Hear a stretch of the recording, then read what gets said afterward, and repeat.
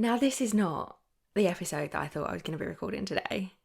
I thought we were about to do a little pre-date episode.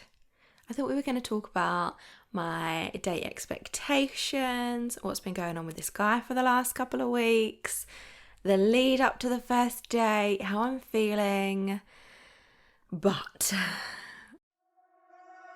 welcome to the Date with Confidence podcast, a place to come for dating advice, support, and stories that'll either fill you with hope or relief that your dating experience wasn't as bad as it could have been. With practical episodes that'll provide you with easy to implement tips to help you feel confident AF on your next date, alongside lighthearted catch-ups where your host Rebecca, that's me by the way, shares her own experience dating after 4 years of the single life. You are guaranteed to end each episode feeling less alone in your dating struggles, empowered to never settle again, and confident that the best is yet to come. And if it all falls to shit, there's a special first season dedicated to breakups.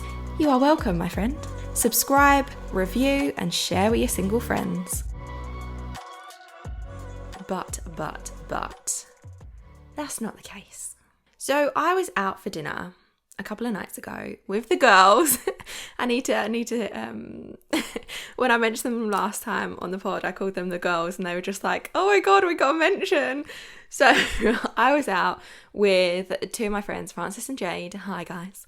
I was out with them the other night and we were talking about this guy that I've been chatting to for the last few weeks and how well it's going, and I couldn't go on a date with him sooner because I was away for a week in Valencia, and so we'd finally got a date booked in for when I was back, and we were talking about him and what's been going on with him, and they were like, oh my god, you should record a pre-date episode talking all about him, talking about what you're going to do on the date, what you're kind of expecting, how you're feeling, so then once you've had the date you can follow it up. And I was like, oh my god, that's a brilliant idea, I'm definitely going to do that. So plan to sit down and record the pre-date episode the day after, and then I get a message. I mean, I even said this when we were having dinner. I had a feeling that he was going to cancel. Can't explain it. Intuitive nudge, whatever you want to call it. Like, I had this feeling I'm not going to be seeing him on Sunday. So this was the Thursday that I got the message. We're supposed to be seeing him on the Sunday. We've been talking like pretty much non-stop for 2 weeks. And then I get the message saying, I'm going to have to rearrange. I'm sorry, Becca, I can't do Sunday. And I'm like, oh, that's kind of annoying. Like, it's annoying, but maybe he's just got more work on because he's been telling me how busy he is with work. Maybe he's just got loads of work on and he's had to cancel, and this is why. So my response was, I had a feeling you were going to say that. And then I get the message back that says, yeah, my friends have invited me, are going away for the weekend. They've invited me and they've got some friends joining. Sorry. Now, had he said that he was caught up with work, I'd have been like, do you know what? I get it. Work's a lot. You've obviously got a lot going on. It's fine. Yes, it's annoying. Appreciate the fact that you've told me like 4 days before it's supposed to happen rather than wait until the day, but I understand, we'll rearrange, not an issue. But the fact that he has decided to go away with his friend and his wife and a few friends that he doesn't know, or a few of their friends, so these are people that he doesn't know, instead of take me out on a date and spend the day getting to know me, is not it. I'm not here for it. Now, there is more to this story than I am comfortable sharing right now. And I think the additional pieces to the story will make it make so much more sense as to why this pissed me off. But those pieces of information are going to be shared somewhere else. You can check the link in the show notes, because I don't know when this episode's coming out, because I've already got episodes queued up and scheduled, and there will be extra information about this story that will be shared either via a private Substack or via a paid version of this podcast. I haven't decided what that's going to be yet, but they are things that I'm happy to talk about, but I'm not happy to be I'm not happy for that information to be shared, that anyone can get their hands on it. Family, I'm talking to you. There are certain things that I am happy to discuss and be open about, but there has to be a certain level of safety from my perspective, and that will come for me in the form of it being paid content. So as I said, it'll either be in a Substack newsletter, or it's going to be a private paid version of this podcast, or it's going to be both. I haven't decided yet, but if you want to hear the additional parts of this story, then that is where you can find out. If you're not that interested, that's absolutely fine. It's nothing. I don't want to big it up and be like, oh my God, it's such a dramatic thing. Like, this isn't a tactic to get people to pay for the podcast. This is just, there are certain pieces of information, and this is going to be the same with interviews that I do with certain friends. There are things that I am happy and open to share, but there has to be, for my own safety and privacy from certain people, like I have to do that for myself. So the date isn't happening, and the thing is, should we rewind a little bit? Let's rewind a little bit back to when I first matched with him. I matched with him on Bumble 2 weeks ago now, and I don't know about you, but if somebody compliments my appearance, I ignore them, because I'm like, you've sent that to hundreds of different girls. Like, I don't like the fact that you've complimented me on my appearance when there's more in my profile that is significant and personal to me and would spark more of a conversation than being like, you have a beautiful smile. But on this occasion, I don't know why I accepted it. But on this occasion, the comment that was left was, you have a beautiful smile, Becca. And I was like, do you know what? Checked out his profile, liked what he'd written, thought he was fit. I was like, yeah, do you know what? I'm going to go for this. Like, what have I got to lose? Matched with him, was like, thanks. What should we call him? Should we call him Ted? Let's call him Ted. Thanks, Ted. I like yours too. And then we were chatting, and he was quite quick with the chatting. We were talking about dates, and he was very open, very honest. Some people might say too honest. I appreciated it. We were talking about a lot of stuff. Talking about dating. He'd said something about, does that mean I'm going to get the chance to take you on a date? And I was like, well, you have to ask me to find out. Like, it was kind of flirty, a little bit of banter, a little bit of back and forth. And then we got onto the subject of sex, which, again, like, normally there are certain people, if they had dived straight into that conversation with me, I'd have been like, are you fucking kidding me? What are you talking about?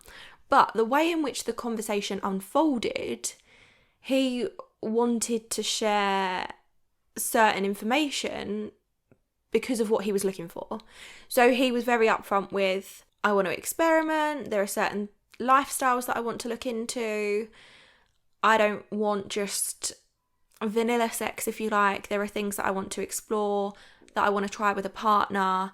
And he was very much like, I know this is very forward, but I think it's better to be open and honest up front. And I am very much in agreement with, I would much rather someone come out and be like, this is exactly what I'm looking for.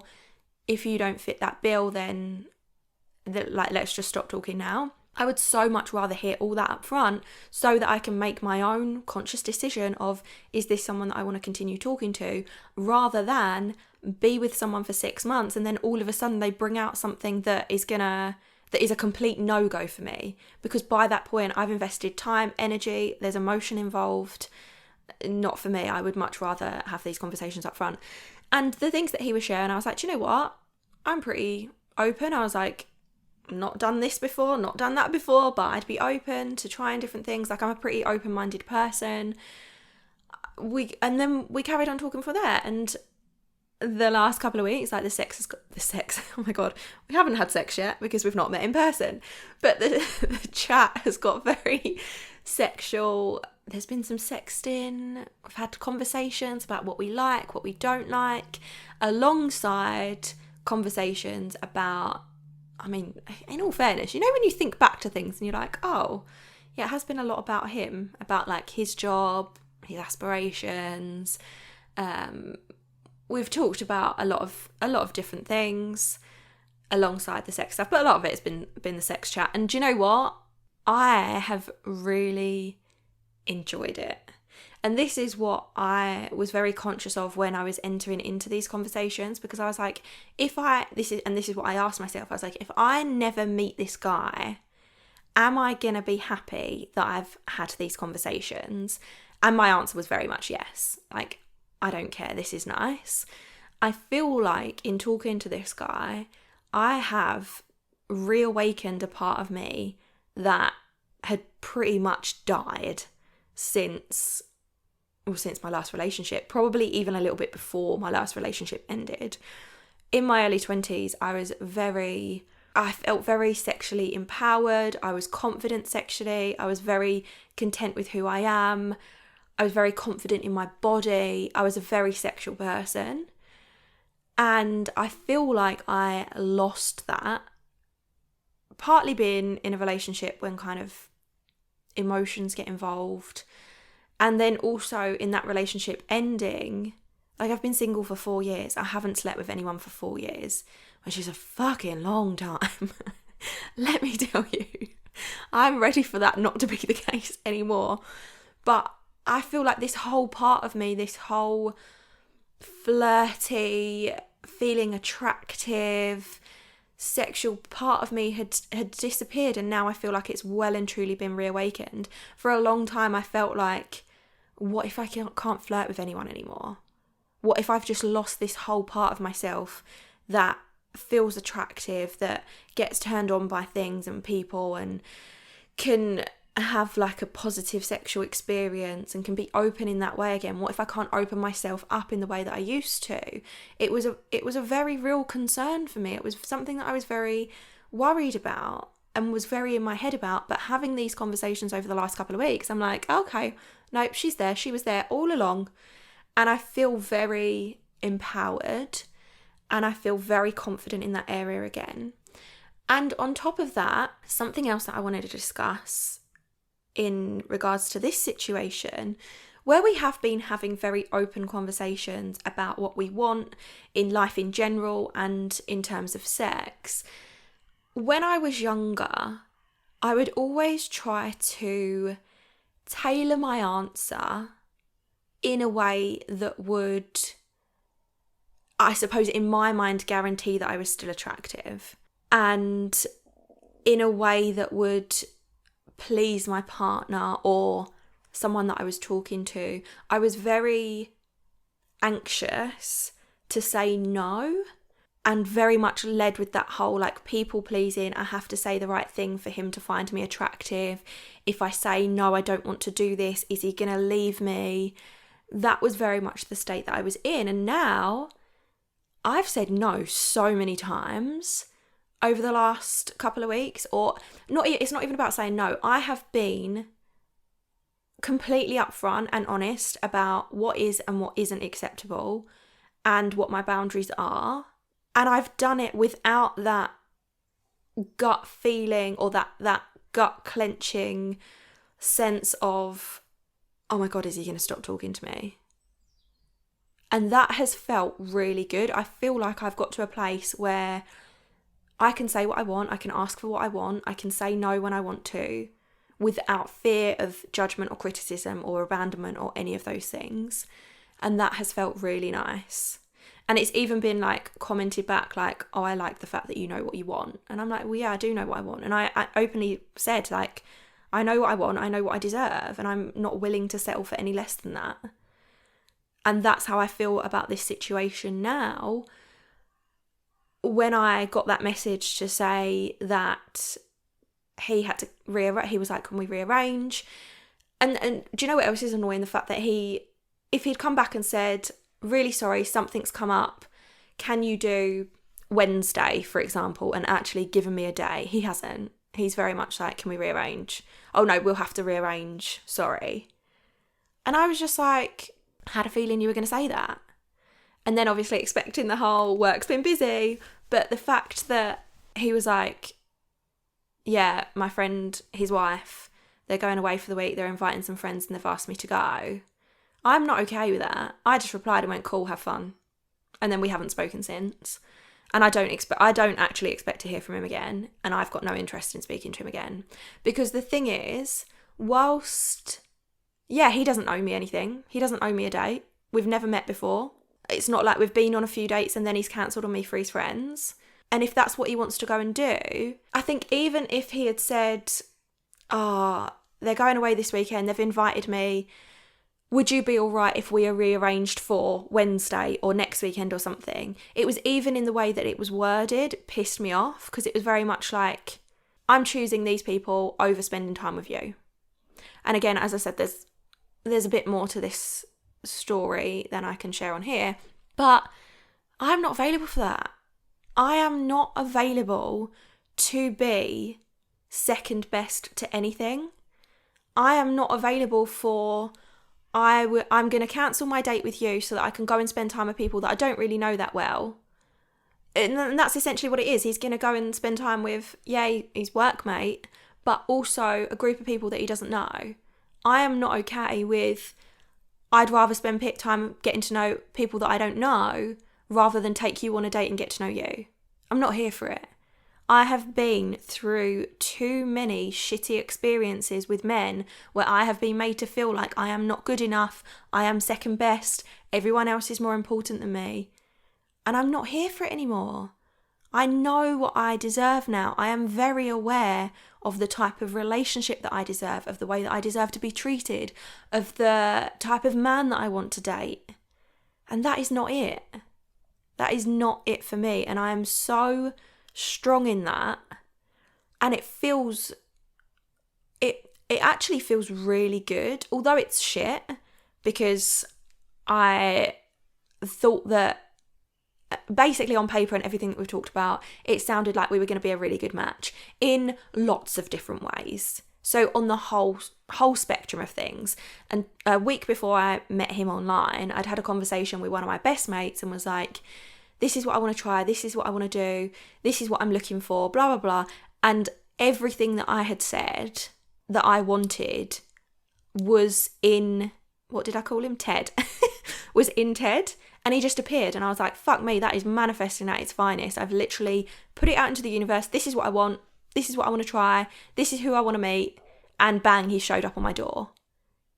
But then this has happened. And whilst, yes, I'm disappointed, I feel like every single situation like this, like the one with delusional guy, like the one even with the near perfect date guy, every single time these situations happen, it's a blessing, because my boundaries get tighter, my expectations get higher, my standards get higher, and I reinforce that idea of I am not settling. I could so easily have gone back to him and been like, yeah, it's no problem, like what day do you want to do? I could have carried on chasing him, and I'm not about that. I am not chasing someone who cannot see how valuable I am. If you would rather go and spend time with strangers that you've never met than take me out on a date, that is absolutely okay. And I'm not saying this with malice. Like, this isn't oh, fuck you, you go and spend time with her. Like, it's not that at all. It's, we're clearly at different points in our life. What you suggested you were looking for is clearly not what you are actually looking for. And that's fine. If you want to go and have fun, like, that is, like, genuinely, I really hope you enjoy yourself. I hope you have a great weekend. I hope you enjoy the rest of your life. That's fine by me. But I am not going to be sat here waiting around for you to decide that, oh, actually, I am important enough now. Or for you to wait and decide, oh, no, you've got nothing else on. Yeah, now I'll take you out. I'm not here for it. I'm not. And I'm really proud of myself for getting to this place. But the reason I've got to this place is because of all the shit that I've been through, but all the work that I've been doing on myself for years, especially over the last 4 years. So I really want to encourage you to move into this same energy. Like, you're not available for it. And do you know what? I think I see a lot online, which is a whole separate episode that I'm going to have to talk about. I see a lot online where men will treat someone bad. And can I just say, I know it works both ways. There are times where women are really shitty to men as well, but I am not a man. I'm talking from a woman's perspective right now. There are times where men will treat women in a really shitty way, but rather than have this energy of, no, that's it, done, cut them off, I'm not available for it, they make it mean that there's a problem with them, and because there's a problem with them, they need to prove themselves to this guy. And I know this because this is exactly what I did for pretty much my entire life. If somebody didn't treat me the way that I deserved, I would make it mean that I wasn't good enough, and then I would do everything I could to cling on to them, to try and show them and try and prove to them that I was worthy of their love and affection. And it didn't get me anywhere. It did not get me to the healthy relationship that I fucking deserve. So I really want to encourage you to adopt some of this energy, and I hope that by listening to what I've just shared, I hope that that encourages you and empowers you to the next time that you are put second, or the next time that you are not treated the way that you deserve, or the next time you are in a similar situation, or any situation where you haven't where your value hasn't been recognised, where you haven't been seen for how amazing you are. Any shitty situation, I really hope that this encourages you to go, fuck this, I'm not available for it, and move on. And on that, I do want to say, if you are in that space where you, perhaps like me previously, don't have those strong boundaries, find it hard to disconnect, fall into the trap of letting your emotions control you rather than your self-respect, then I really want to encourage you to look at the confidence course, because everything I've done to get myself to this point is in that course. And a lot of it is general confidence stuff, but there's also an entire module dedicated to boundaries, and that's boundaries in all areas of your life, and also raising your relationship standards. So raising your standards for what you are and are not available for. And I think it's really important. I don't think enough of us do this work of deciding this is acceptable, this is not acceptable. Because and when you have that self-awareness around it, and then you're in real life situations, you can choose to put that into practice. You can put that knowledge into practice. You can say, no, this is my standard, these are my boundaries, not for me, I'm done. So I'd highly encourage you to check that out, because there is so much in there. It's a lifelong resource as well. It's not just going to help you with dating and relationships or breakups. It's going to help you with your whole life in general. There are tools and techniques that I've used for 12 plus years that have really helped me transform my life, and are now really supporting me in this dating era of my life. Go and check it out. I think that's all I want to say on this situation. Who knows? I mean, he hasn't replied to me yet. If he replies to me, who knows? We shall see. So I'll keep you updated. I did think that this was going to be a lovely pre-date thing, because one of the things as well, I meant to say this earlier on in the episode, but one of the things that I was concerned about as well was we'd had so much chemistry over message. There was that attraction, there was that excitement. Part of me was really worried that we'd meet in real life and there'd be no chemistry, or what if I didn't like him, or what if there was just no vibe, what if he was a catfish and was just a complete creep. That crossed my mind. So I really thought that this episode was going to be slightly different and was going to be me sharing those things and talking about the excitement of meeting him, but alas, it is not. And we're not going to cry about it. I am a strong, independent woman who knows what she deserves. And I'm not going to settle for bullshit like that. I am not. So if you want to contribute to the Date with Confidence podcast, then you can do so via datewithconfidentpodcast.com/contribute. Share with me your biggest icks. Share with me your shitty dating stories. Share with me times where you have walked away. And if you are listening to this on Spotify, then please use the interactive poll or answer the question that is in Spotify, because I love that you get involved. I love to hear your feedback. I just love it when you get involved. I really, really want to grow this community for the podcast. And to do that, I need you to take part. So thank you so much for listening, and I will see you in the next one. Thanks so much for listening to the Date with Confidence podcast. I hope you've enjoyed this episode. Subscribe, rate and review, and share it with your single friends.